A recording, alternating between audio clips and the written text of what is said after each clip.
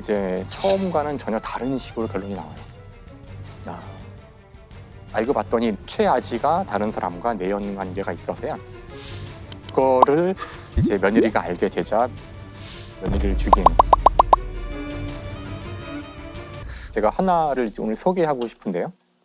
박여인 살인 사건이라고 해요. 이 사건이 이제 벌어졌던 때는 정조 8년인데요. 이때 이제 황해도의 평산이라는 곳에서 18살 그 박여인이 결혼한 지 얼마 되지 않아서 사망을 해요. 그래서 원래 이런 일이 생기면은 시체를 검안을 하는데 그 집에서는 이제 부랴부랴 이제 장례를 치르고 매장을 하거든요. 근데 이제 이게 좀 사인이 좀 이제 이게 석연치 않고 얘기들이 있고 그래서 뭔가 이걸 밝혀야겠다. 그래서 조사를 하라고 했는데 당시 그 규정에 따르면 그 2번을 한다고 하더라고요.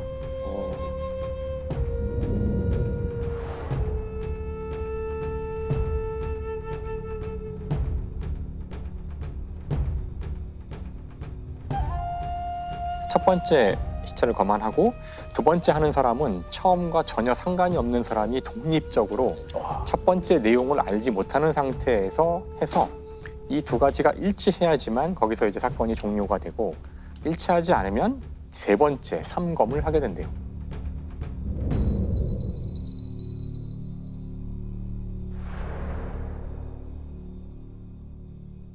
저 이거 보면서 우리 생각보다 달리 생각보다 굉장히 이런 거를 철저하게 깜짝 놀랐어요. 저는 용의자 데려다 놓고 네 죄를 네가 알렸다 이거 아니었군요. 그게 아니더라고요.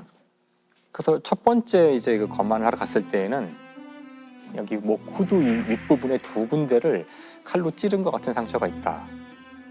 그러면서 동시에 목에 목을 맨 그 상흔이 보이고 그게 이제 칼을 찌른 것이 그 살인에 의한 것이 아니라는 증거는 보통 누군가 자기 목을 찌르려고 그러면 가만히 있지 않을 거 아니에요. 그렇죠. 그래서 저항을 하다 보면 손 이런 데 이제 상처운이 생기게 되는데 그런 상흔이 없고 그것만 가지고 아마도 죽음에 이르지 못했기 때문에 칼로 찔렀을 거라는 추론을 한 것이고 네. 그래서 이것은 자살이다라고 결론을 내린 거더라고요. 처음에는.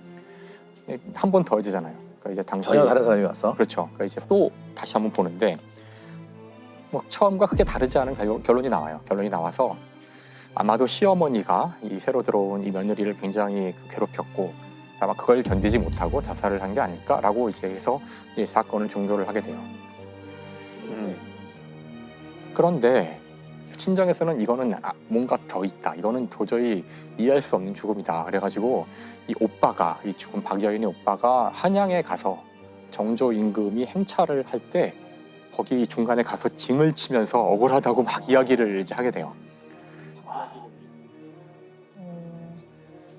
근데 그걸 듣고 이제 정조 임금이 이거 좀 이상한데 이거 다시 조사를 해라. 다시 조사를 하게 돼요.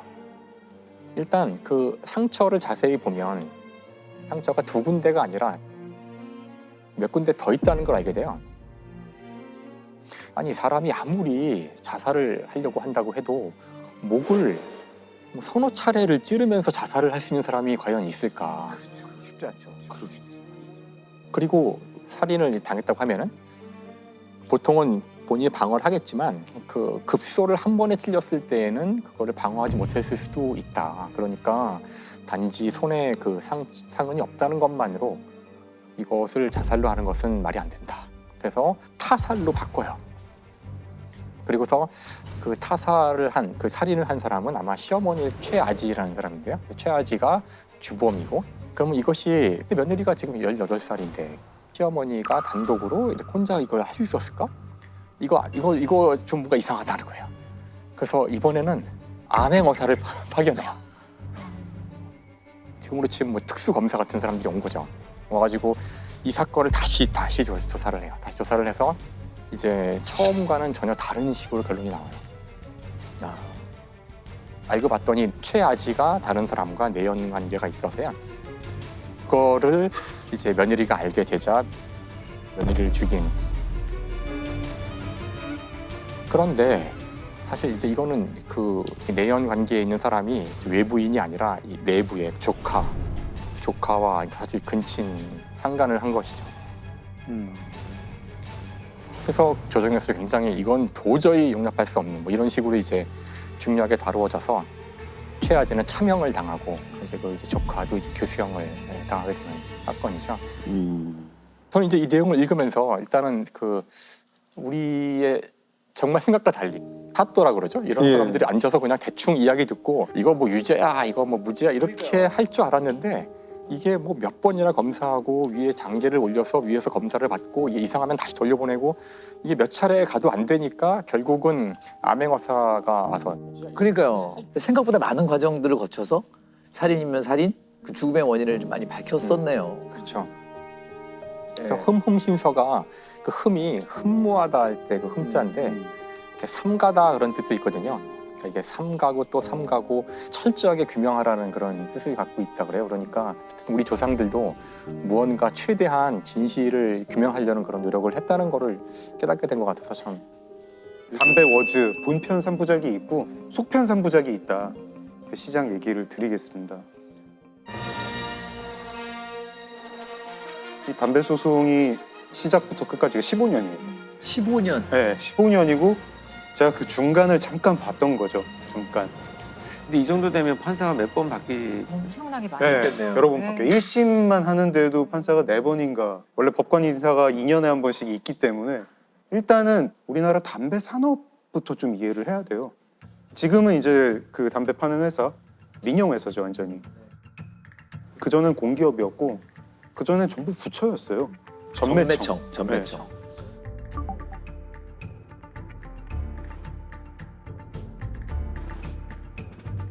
전매청이 언제 생겼냐면 대한민국 건국할 때 생깁니다. 대한민국 건국할 때부터 전매청이라는 기관이 있고 국가가 담배를 판 거예요.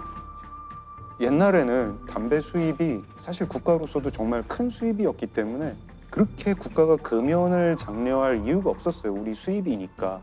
그 흡연의 폐해를 잘 모르기도 했고 그런 채로 수십 년이 지나고 담배 인삼공사를 상대로 소송을 냅니다. 한 분이. 개인이요. 개인이에요. 이분은 어떤 분이냐면 외항선원이세요. 1943년생 외항선원인데 이분은 근데 20살 때부터 하루에 한두 갑씩 매일 담배를 피우셨어요. 36년 동안 매일 한두 갑을 피우고 나갔는데 너무 아픈 거예요. 너무 아파가지고 큰 병원에 가가지고 진단을 받았더니 폐암 4기. 그래서 소송을 냅니다. 36년 동안 담배를 피워왔던 폐암 환자가 우리나라에서는 처음으로 국가와 담배 인삼공사를 상대로 손해배상 청구 소송을 냈습니다. 부산에 사는 외항선원 56살 김모 씨는 오늘 담배 인삼공사와 정부를 상대로 1억 원을 배상하라는 소송을 냈습니다. 담배 인삼공사가 담배가 얼마나 위험한지를 제대로 알리지 않아 소비자에 대한 설명 의무를 게을리했다는 것입니다. 담배 인삼공사, 당신들은 발암 물질을 제거하려는 노력 없이 하자가 있는 제품을 생산을 했고 그 위험성을 제대로 알리지 않았어. 그래서 내가 폐암에 걸린 거야. 그러니까 손해배상 대상이 된다. 우리 대한민국 정부 흡연 규제를 하고 예방 대책을 세웠어야 됐는데 그러지 않았다. 그리고 오히려 재정 수입을 늘리려고 담배 판매를 장려했다. 이런 게 이유예요. 그리고 이제 사람들이 이 두 번째 논리에 상당히 좀 그리고 긍정하죠. 수긍을, 네. 하는 그런 분위기였어요. 언뜻 들어봐서는 쉽지 않는 소송일 것 같은데. 쉽지 않죠. 네. 네. 근데 한 분이 그 소송을 내고 나니까 그 스타워즈에서 그 반란군 모이듯이 이분한테 이제 조력자가 생기세요. 일단은 그 폐암이랑 후두암을 앓고 있던 환자 20명 분이 같이 또 집단 소송을 내요. 담배 인삼공사를 상대로.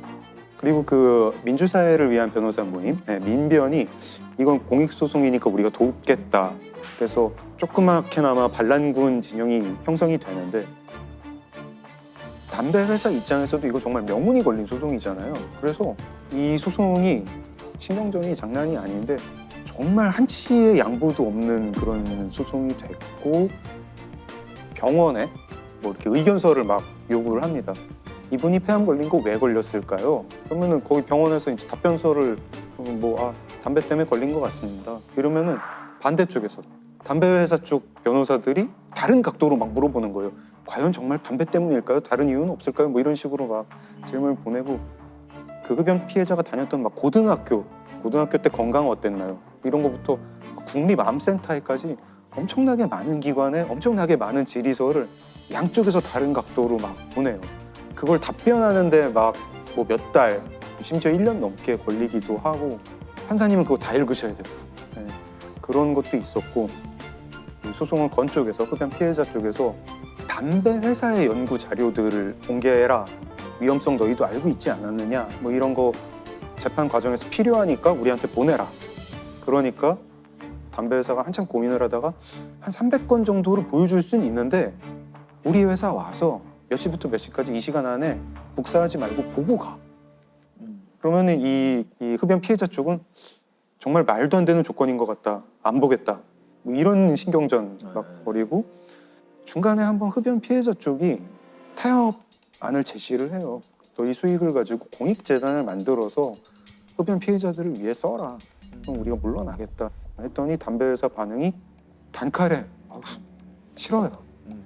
이런 그런 반응입니다. 치열하기가 이를 데 없는 재판인 거예요. 그 1999년에 시작을 했는데 7년 걸려가지고 판결이 나요. 2006년. 2006년에 네, 판결이 나는데 담배 회사가 이겨요. 담배 회사가 이기고, 그것도 그냥 아주 퍼펙트하게 이깁니다. 완전 네, 승소. 완승. 법원이 이제 판단을 했는데, 이 소송 제기한 분이 암 걸린 게 담배 때문인 것까지는 확실하지 않다, 알 수 없다, 이런 거예요. 대법원은 우선 역학적 상관관계는 인정했습니다. 즉, 담배를 꾸준히 핀 사람들 사이에서 폐암 발병률이 높다는 것이 통계적으로 인정된다는 것입니다. 하지만 흡연자 개개인을 놓고 볼 때는 결론이 달라집니다. 유전이나 체질, 음주 같은 생활 태도를 따져야 하고, 폐암 종류도 흡연으로 인해 발병하는 것인지를 종합적으로 고려해야 한다는 것입니다. 바로 2심 이제 항소를 하죠. 2심도 또 오래 걸려요. 3심도 또 오래 걸려요. 그래서 다 끝나는데 15년이 걸려요. 2014년에 대법원 판결이 나는데 담배 회사의 완승이에요. 또.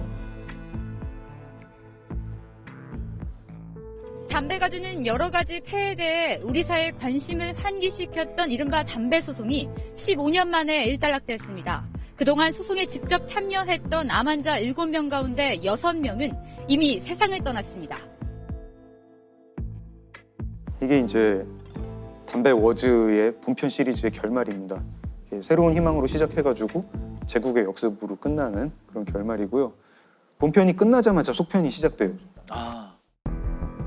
이 2014년에 이제 주인공이 바뀌어요. 주인공이 이제 센 기관이 나와가지고 우리가 싸우겠습니다. 너무 궁금한데요, 기관? 건강보험공단입니다. 강력하지. 네, 강력하죠. 강력한 문단이 좀 나왔는데요. 차원이 다르죠. 건강보험공단은 특정한 한 명 한 명을 당사자로 내세우지 않겠다. 그리고 이제 담배 회사의 소송을 거는 논리는 담배 회사 때문에 사람들이 담배를 많이 펴가지고 폐암에 걸려서 건강보험공단이 보험금을 많이 지급을 했다. 얼마를 청구하는 거죠? 이건 액수도 커요. 이건 액수가 537억 원을 내라.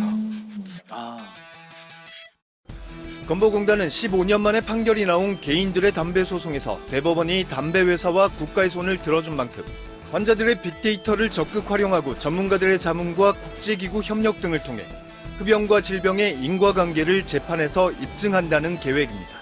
소송 가액은 30년 이상 흡연한 환자 3,500명의 진료비를 기준으로 한 500여억 원인 것으로 알려졌습니다.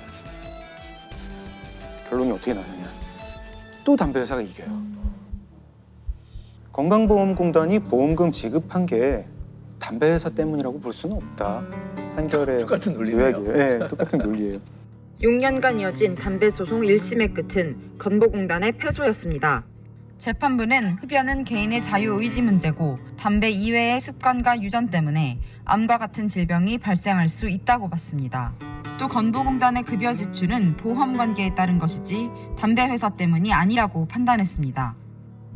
그래서 이 담배 워즈의 속편이 지금 이제 2심이 진행 중이고요.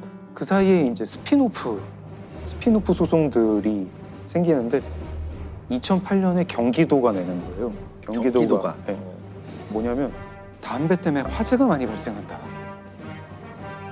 아니, 근데 이게 지금 이렇게 말씀을 드리면 조금 웃기잖아요. 근데 담배 회사가 수출용 담배랑 내수용 담배를 다르게 만들고 있었는데 수출용 담배는 이렇게 굳이 막 꽁초를 끄지 않아도 가만히 놔두면 저절로 꺼지는 담배였어요.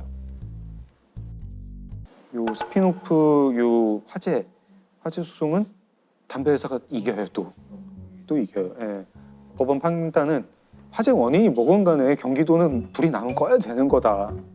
이거를 담배 회사한테 물을 수는 없다. 이제 여태까지 보면은 1999년부터 2022년 현재까지 담배 회사 진 건 없어요. 여태까지. 그렇죠. 예. 진 게 없는데 그럼 이 많은 담배 워즈가 다 무의미했느냐? 제일 대표적인 성과가 본편 소송을 하다가 담배 회사가 결국 자기들 자료를 많이 공개를 했어요. 서울중앙지방법원은 담배와 관련돼 그동안 연구해온 내부 문서 중 464개를 제출하라고 명령했습니다. 재판부가 제출할 것을 명령한 문서는 흡연과 폐암의 상관관계, 담배 내 유해물질 연구, 그리고 담배의 중독성에 대한 연구 문서 등입니다. 이 담배 회사가 지지는 않았는데 이 소송을 하면서 압박을 되게 많이 느끼게 되죠. 그리고 압박을 많이 느낀다는 게 결국 광고를 본격적으로 못하게 되는 거예요. 이건 한국뿐 아니라 다른 나라에서도 담배 소송이 일어나는 나라에서는 다 일어나요. 상당한 성과죠. 재판은 비록 졌지만. 그리고 제일 큰 효과는 뭐였냐면은 담배의 위험성을 알리는 효과가 제일 컸죠. 담배가 몸에 해롭다라는 게 밝힌 게 생각보다 오래된 일이 아니더라고요. 이 담배 소송이 처음 열렸을 때 변호사분이 소송을 열면서 보도자료를 언론사에 배포를 했어요. 이번 재판의 목적은 한 개인의 권리 구제도 있지만 보다 근본적으로는 흡연의 위험성과 중독성을 드러내고 재정 수익 확대 측면에서 담배 사업을 관리해온 국가 정책의 문제점을 시정케 하는 한편 한국담배인삼공사의 담배 판매 촉진 정책을 중지하도록 하는 데 있다. 지금 20년 지나가지고 이 문구를 보니까 이 목적은 다 달성을 했어요. 한국담배인삼공사, 지금의 K는 담배값에 붙이는 경고 문구도 문구 정도가 아니라 막 사진, 뭐 되게 막 무서운 사진 같은 거 붙이죠. 그러면서 지금은 국가가 담배의 위험성을 직접 연구하겠다. 그래서 질병청에 국가 흡연 폐해 실험실이라는 연구실을 만들었어요. 거기서 흡연을 하면 어떻게 몸에 안 좋은지 이런 걸 막 연구를 하고 있어요. 그러면서 소송의 역할이란 뭘까 오히려 그렇게 생각을 해보게 되더라고요. 21세기 들어서 2000년대 들어서 이런 소송들을 우리가 공익소송이라고 부르고 소송의 역할이 꼭 그 법정에 온 사람들 그 안에서만 이루어지는 건 아니다. 소송을 통해서 사회적 인식을 바꾸고 또 정책 형성의 기능이 있다. 그런 식으로 볼 수도 있겠다까지는 저는 소송의 승부가 중요한 게 아니고 네. 저 소송 자체가 지는 의미 때문에 분명히 인식의 변화가 생긴 거죠. 인식의 변화가 생긴 거죠.